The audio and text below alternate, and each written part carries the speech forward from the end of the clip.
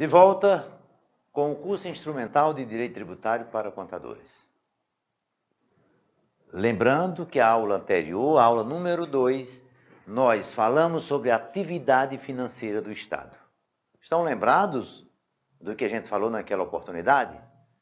De forma bem rápida. O Estado desenvolve várias atividades, atividades fins, atividades meio. Uma das atividades instrumentais de atividade meio importante é a atividade financeira do Estado, que desdobra-se em 3 elementos: a obtenção dos recursos, o gasto do recurso e a gestão. E a gente disse que o objeto de estudo do direito tributário está dentro dos recursos. E esses recursos a gente dividiu em 2 categorias: recursos de terceiros e recursos próprios. Desprezamos os recursos de terceiros, ficamos só com os recursos próprios, que a doutrina denomina de receita pública. Essa receita pública foi dividida, por sua vez, em receita originária e receita derivada. A receita originária é quando o Estado explora o seu próprio patrimônio, são chamadas de tarifas e de preços públicos. O fundamento delas é a autonomia da vontade, a liberdade de contratar, regime jurídico de direito privado. E temos a receita derivada, fundamentada no poder de império, portanto, obrigatória, e por si obrigatória, criadas por lei. A exemplo das multas, do perdimento, da expropriação e do tributo. Pois naquela aula a gente terminou aí. O objeto de estudo do direito tributário está dentro dos recursos próprios, como regra, dentro desses recursos próprios chamados de receita pública, dentro da receita derivada, fundamentada no poder de império, criada por lei, obrigatória, mas não constitui uma punição. Punição é a multa, é o perdimento, é a expropriação. Pois a aula número 3, nós vamos estudar exatamente o tributo. Essa aula, parte número 1. O que é o tributo? Qual o conceito legal de tributo? Na verdade, nós temos a Lei 4.320, que conceitua o tributo, lá no artigo 9º, mas o faz sob a perspectiva do direito financeiro. Então, a gente vai adotar aqui o artigo 3º do CTN. Doravante, CTN é Código Tributário Nacional. Quando falar agora em CTN, sabe que é o Código Tributário Nacional. Pois bem, o artigo 3º do Código Tributário vai definir o conceito de tributo.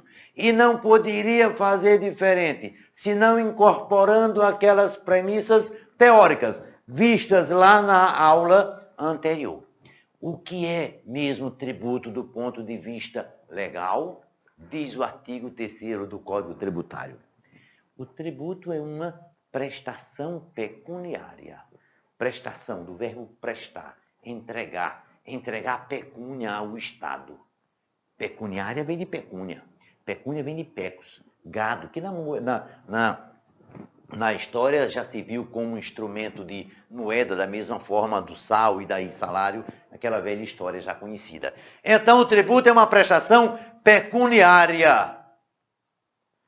E o legislador do Código Tributário Nacional foi até redundante, que disse: tributo é uma prestação pecuniária em moeda, como se houvesse prestação pecuniária que não fosse em moeda. Mas o legislador foi ainda mais, novamente, redundante, ao dizer: o tributo é uma prestação pecuniária em moeda ou em cujo valor nela é moeda, nela possa se exprimir. Então, o tributo ele não é expresso in natura, tantas sacas de batata, não é expresso em serviço. O tributo é expresso em uma prestação pecuniária. Essa expressão, ou em cujo valor nela a moeda possa se exprimir, respalda as leis que instituem tributo expresso dentro daqueles índices, como, por exemplo, a antiga ORTN, o BTN, BTN fiscal, o FI, expôs a primeira expressão do conceito de tributo.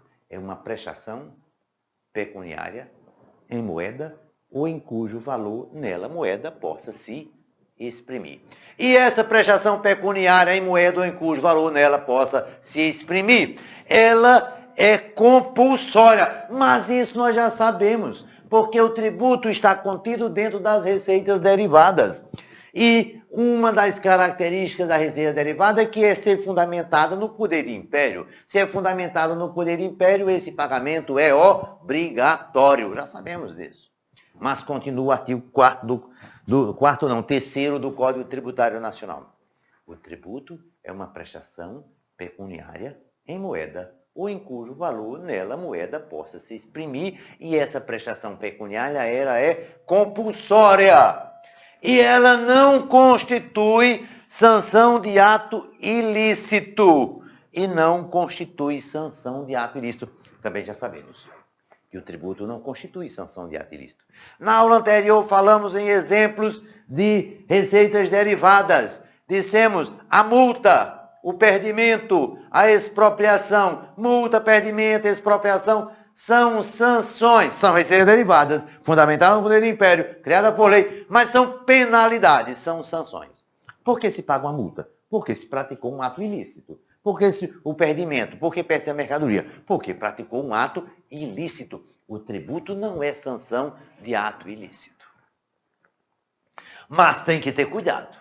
Porque às vezes alguém pratica um ato ilícito e, por decorrência, termina praticando um fato gerador do tributo. E por isso se torna devedor do tributo. Mas não está pagando ou não vai pagar o tributo, não pelo fato da prática do ato ilícito, mas por ter praticado o fato gerador do tributo. Exemplo, alguém joga no jogo do bicho. Jogar no jogo do bicho é uma contravenção, é um ilícito. E esse alguém que jogou no jogo do bicho ganhou. Auferiu renda. Auferir renda por lei é fato gerador do imposto de renda. Então, está obrigado a pagar o imposto de renda não pelo fato de ter jogado no jogo do bicho, mas pelo fato de ter auferido renda. Não confundir, portanto. Esse fato do tributo não constituir sanção do ato ilícito com essa possibilidade de pagar o tributo. Porque são coisas diferenciadas. O que não pode é o legislador, ao criar o tributo, ao definir a hipótese de incidência, fazê-lo escolhendo como hipótese de incidência exatamente o ilícito, porque seria, no mínimo, imoral para esse Estado. Então, continuando no conceito de tributo. Tributo é uma prestação pecuniária compulsória em moeda em cujo valor nela possa exprimir, que não constitui sanção de ato ilícito, ou seja, é expressão do princípio non olé. Dinheiro não cheira, não importa a origem do dinheiro, certo? Se ocorreu o fato gerador, tributação nisso daí. Então, tributo é toda prestação pecuniária compulsória em valor, em moeda em cujo valor nela se possa exprimir, que não constitui sanção de ato ilícito, e essa prestação pecuniária em moeda em cujo valor nela se possa exprimir compulsória, que não constitui sanção de ato ilícito, só pode ser instituída através de uma lei. Também sabemos, manifestação do poder de império, receita derivada, tem que ser criado por lei. No Brasil, também criada a prestação, o tributo, por medida provisória. Medida provisória não é lei, mas tem força de, e a Constituição respalda nesse sentido. E, por fim, o tributo é uma prestação pecuniária em moeda ou em cujo valor nela se possa exprimir, que não constitui sanção de ato ilícito, compulsória, criada por lei e cobrada mediante uma atividade da administração plenamente vinculada. O tributo só pode ser cobrado mediante atos vinculados. A gente aí vai se lembrar daquela classificação dos atos administrativos quanto ao regramento. em ato administrativo discricionário e ato administrativo vinculado. Ato administrativo discricionário. A autoridade administrativa tem a liberdade de escolha da forma, da prática, da conveniência, da oportunidade da prática desse ato. É óbvio que o ato discricionário, muito embora essa autoridade que vai praticar este ato tenha essa liberdade, mas não poderá fazer com abuso de poder, porque esse ato deixaria de ser discricionário e seria arbitrário. Mas, no ato discricionário, a autoridade tem um raio de liberdade bem maior do que na prática do ato vinculado à lei. No ato vinculado, diferentemente, o administrador ele está pautado por parâmetros legais. A lei já define a forma, o procedimento, a oportunidade. Esse administrador não tem essa discricionariedade. É assim e deve ser assim a cobrança do tributo. O administrador, a autoridade administrativa a que se refere o Código Tributário Nacional, o auditor da Receita Federal no âmbito da União, ele não pode cobrar o tributo de forma discricionária. Se a lei estabelece que a base de cálculo é o lucro real, não pode cobrar o imposto de renda sobre o faturamento. Se a autoridade administrativa fiscal do município, aliás, se a lei municipal declara que a alíquota do ITBI naquele município é de 3%, não pode a autoridade administrativa fiscal do município nem cobrar mais do que 3, nem cobrar menos do que 3. Na verdade, essa natureza vinculada da cobrança do tributo, de qualquer tributo, é uma garantia de mão dupla. Garante o Estado em receber o que legalmente lhe é devido. Garante o contribuinte, o cidadão contribuinte, em só ser cobrado, dele ser exigido apenas o que legalmente ele deve, o que legalmente ele deve. Eis a importância, portanto, dessa natureza vinculada do tributo. Bem, se nós já conhecemos o que é o tributo, nós já sabemos que é um tipo de recurso, que é um tipo de receita pública, que é uma receita derivada, fundamentada no poder do império, é obrigatório, criado por lei, que não constitui sanção de ato ilícito e cobrado mediante uma atividade administrativa plenamente vinculada. Se nós já sabemos isso, é hora de trabalharmos a natureza jurídica do tributo. O tributo, a aula 3, parte 1, o tributo, vimos o conceito no slide anterior, conceito, e agora vamos ver natureza jurídica do tributo. Essa expressão natureza jurídica, ela é muito importante para o estudioso do direito. É praticamente impossível um livro de direito que não mencione em algum lugar dele essa expressão natureza jurídica. Se você vai estudar o casamento, vai lá encontrar a natureza jurídica do casamento. Vai estudar as arras, a enfiteuse, a natureza jurídica das arras, a natureza jurídica do contrato de doação, natureza jurídica do usufruto, e por aí vai.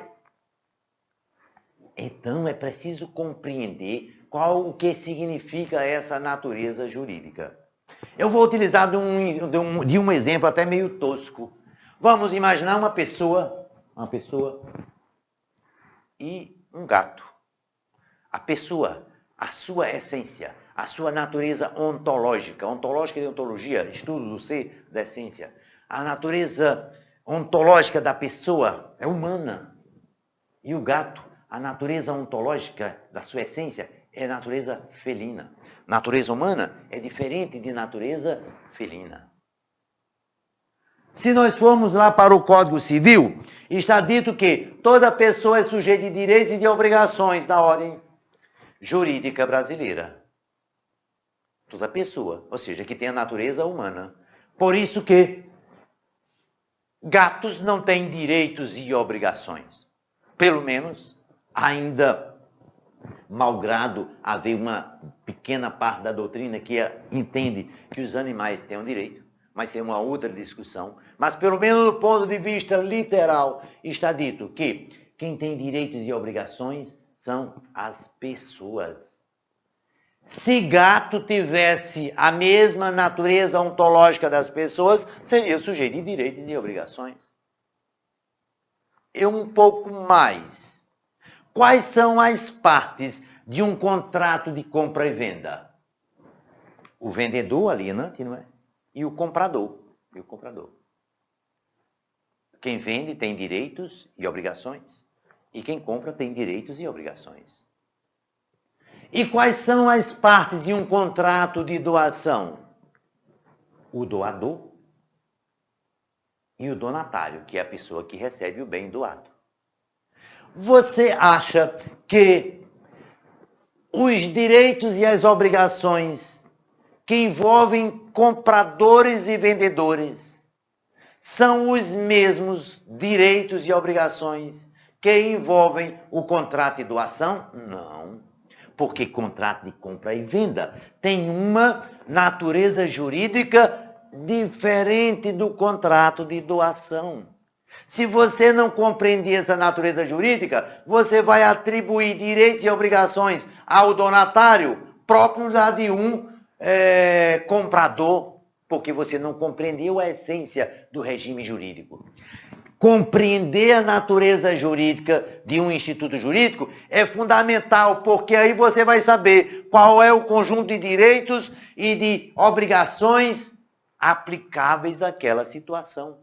Assim, por exemplo, ora, para as tarifas, preços públicos, receitas originárias, quem disciplina os direitos e obrigações é o direito privado, em algumas vezes amalgamado com o direito administrativo. É diferente do regime jurídico de direito público, no caso do tributo.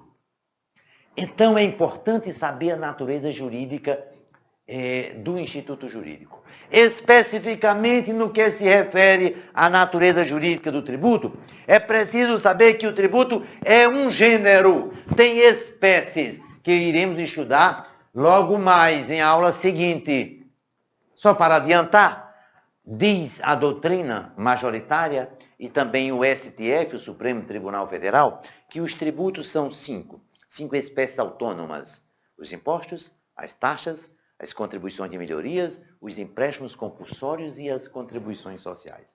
Pois bem, todos são tributos, então tem elementos e caracteres similares, iguais, mas tem as suas diferenças específicas.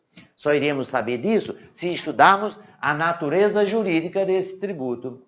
E quem é que determina a natureza jurídica específica do tributo? Segundo o artigo 4º do Código Tributário Nacional, é o fato gerador. A natureza jurídica específica do tributo é determinada pelo fato gerador. Sim, todo tributo tem um fato gerador, o fato que ele dá cria, a causa pela qual alguém se torna devedor dele. Por exemplo, se alguém prestar serviço, está obrigado a pagar o ISS, pois prestação de serviço é fato gerador do Imposto sobre Serviço, do ISS. Por exemplo, se alguém for proprietário de um veículo automotor, está obrigado a pagar um imposto chamado IPVA, Imposto sobre a Propriedade de Veículos Automotores. Ser proprietário de um veículo automotor é fato gerador do IPVA. Se alguém for proprietário de um imóvel rural, está obrigado a pagar um imposto chamado ITR, Imposto Territorial Rural.